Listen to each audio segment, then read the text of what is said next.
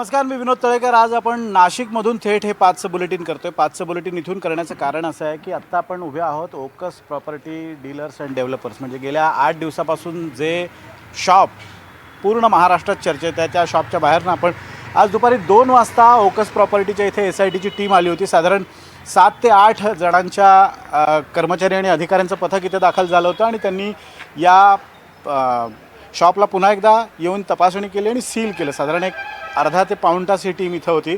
हे बघा, इथे सील केलेले लॉक्स आपण बघतोय। आज 1:30 ते 2च्या सुमारास इथं एक पथक आलं होतं आणि त्यांनी या पूर्ण प्रॉपर्टीला सील केलेलं। खरं तर ज्या दिवशी अशोक खरातला अटक झाली त्या दिवशी या ऑफिसमध्ये येऊन इथली सगळी 2 लॅपटॉप्स, त्याचबरोबर ड्राईव्ज असं सगळं जप्त केलं होतं। पेन ड्राईव्ज, त्यानंतर इथलं CCTV फुटेजचं जे ड्राईव्ह आहे ते सुद्धा इथे जप्त केलं होतं आणि त्यानंतर ह्या सगळा तपास सुरू झाला होता। आज दुपारी 1:30 ते 2च्या सुमारास इथं हे ऑफिसर्स आले आणि त्यांनी हे सगळं सील केलेलं आहे। थोडीशी रचना दाखवतो मी, तुमच्या लक्षात येईल। तुम्ही जर ते व्हिडिओज बघितले असतील तर तुमच्या एक लक्षात येईल की हा जो पार्ट आहे इथून इथपर्यंत, या पार्टमध्ये त्याचा अँटी चेंबर होता, जिथे CCTVमध्ये जे फुटेज होतं ते या भागातलं होतं। इथून पुढच्या बाजूला वेटिंग रूम होती, इथे बाहेर त्याचे सगळे लोक त्याला जे भेटायला यायचे, सल्ला घ्यायला यायचे, ते बसायचे। असा सगळा ऑफिसचा परिसर आहे।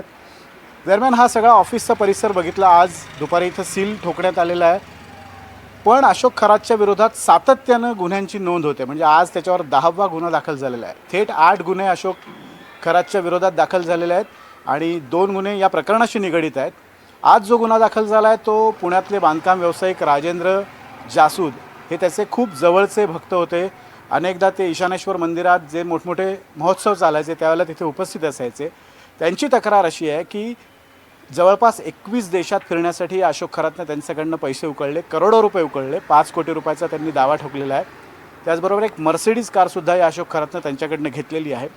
आणि एकूण सगळं काय गुन्ह्याचं स्वरूप आहे, आत्ता तिथली काय परिस्थिती आहे आणि त्या अनुषंगानं काय तपास सुरू आहे, आपण जाऊयात। आपले प्रतिनिधी प्रांजल कुलकर्णी आपल्यासोबत आहेत। प्रांजल, आज पण अशोक खरातची चौकशी सुरू आहे। साधारण 7 ते 8 तास दररोज त्याची चौकशी होते। गेले 6 ते 7 दिवसाचा हा शिरस्ता आहे। आजचे काय अपडेट्स आहेत आणि विशेषतः राजेंद्र जासूद हे पुण्याचे व्यावसायिक आहेत, त्यांनी काय तक्रार दाखल केली आणि त्या अनुषंगानं कसा तपास होतोय? प्रांजल, आत्तापर्यंत आपण जर बघितलं तर 7 महिलांनी या अशोक खरात विरोधात तक्रारी दिलेल्या आहेत। त्यामध्ये लैंगिक शोषण असेल, यासोबतच जादूटोणा कायद्याअंतर्गत हे गुन्हे दाखल झालेले आहेत। मात्र काल रात्री जो काही गुन्हा दाखल झालेला आहे तो मात्र खंडणीचा आहे।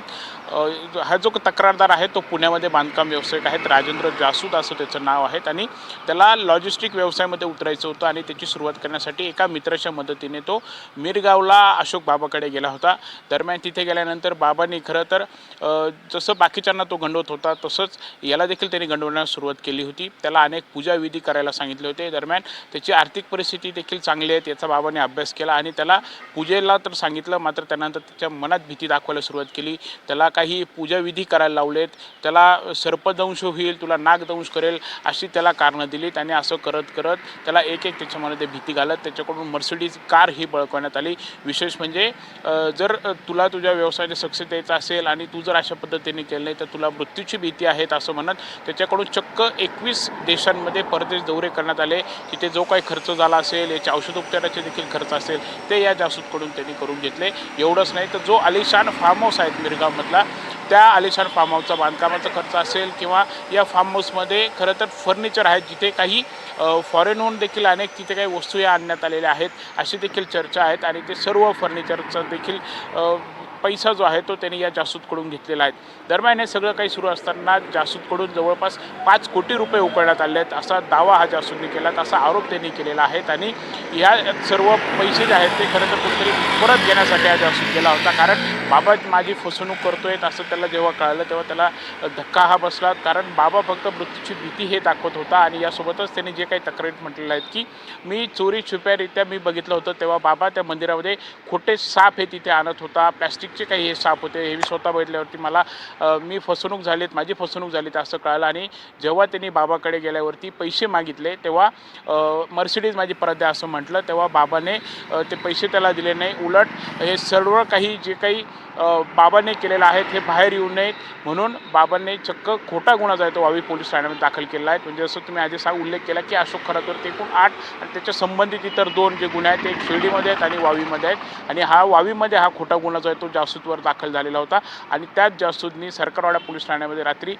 खरात विरोधात तक्रार दिली आहेत आणि हे सर्व काही आरोप करत ह्या गुन्ह्याची नोंद ही झालेली आहे. त्यामुळे एकंदरीतच अशा प्रकारे बाबा जो आहे तो चक्क त्यांनी मर्सिडीज बळकावली, 5 कोटी रुपयाची खंडणी ही घेतली, 21 देशांमध्ये दौरे हे केले, बांधकामाचा खर्च घेतला, फर्निचर त्याच्याकडून सर्व करून घेतलेलं आहेत आणि अशा प्रकारे फसवणुकी केलेल्या आहेत. दरम्यान अशा प्रकारे रोज काही ना काही तक्रारी येत आहेत, गुन्हे हे दाखल होत आहेत. आता 8 दिवस झालेले आहेत आणि 8 दिवसांमध्ये आपण बघितलं तर 8 गुन्हे बाबा विरोधात दाखल झालेले आहेत. आणखी काही पीडित महिला पुढे येण्याची शक्यता आहे. त्यामुळे एकंदरीतच गुन्ह्यांचा आकडा जसा वाढतोय तसाच या बाबाच्या अडचणीत देखील वाढ होतीये. विनोद सर. अगदी प्रांजल, आपण जसं मुख्यमंत्र्यांनी यापूर्वीच सांगितलेलं जवळपास 100 ते 150 असे व्हिडिओ आहेत आणि हे सगळे व्हिडिओज त्या माध्यमातून अनेक तक्रारी पुढच्या काळातसुद्धा या अशोक खरात विरोधात दाखल होऊ शकतात. धन्यवाद प्रांजल दिलेल्या अपडेट्सबद्दल. आणि राजेंद्र जासूद यांनी नेमकी काय प्रतिक्रिया दिली ती सुद्धा आपण पाहूया. कोर्टाची परीक्षा नाही, आज संध्याकाळपर्यंत परमिशन मिळेल, आल्यानंतर मी सविस्तर बोलेन. बरं, हे पण तुम्ही जी खंडणी दाखल केली कशी फसवणूक झाली तुमची काय संध्याकाळी सविस्तर बोलण्या संदर्भात.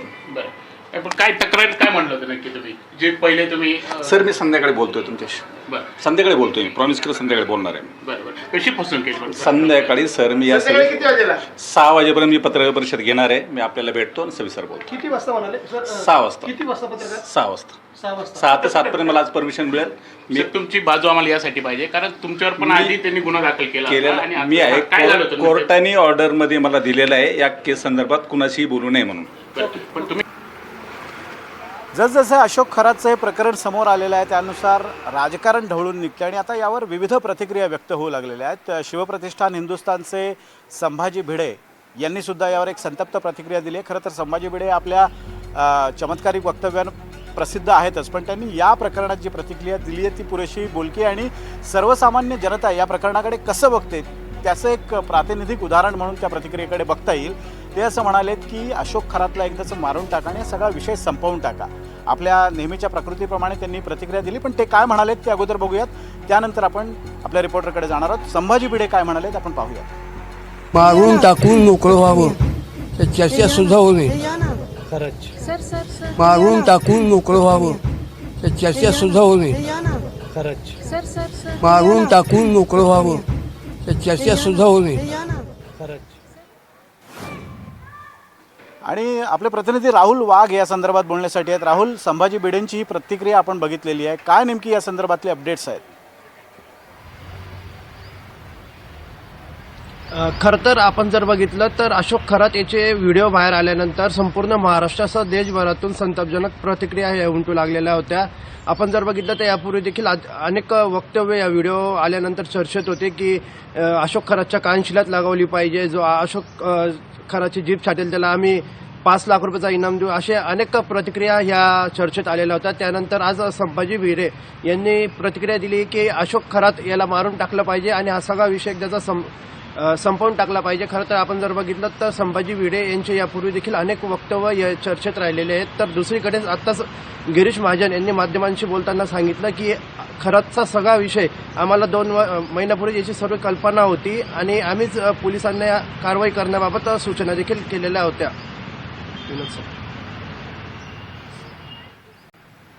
धन्यवाद राहुल दिलेल्या अपडेट्सबद्दल. तर आपण बघतोय की या सगळ्या प्रकरणात आता चौकशीचा फास आवळू लागलेला आहे. विविध अँगलनी चौकशी होते, त्यातच प्रतिक्रिया येत आहेत. संभाजी भिडेंची ही प्रतिक्रिया आपण बघितलेली आहे.